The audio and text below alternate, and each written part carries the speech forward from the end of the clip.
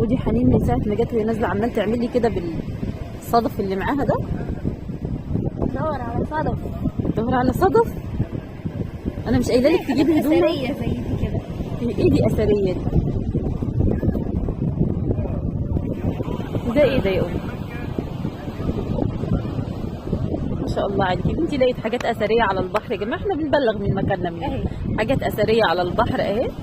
ودي ملهاش معالم يا امي. ده ايه ده؟ ده دي حرف، السلسلة دي. ده حرف الام وده بتاع سلسله صح؟ اه مش اثريه ولا حاجه يعني. لا دي اثريه خالص. والله ما اثريه. جيب لنا مصيبه واحنا قاعدين. وريها لي كده بقى. ثواني منفضه.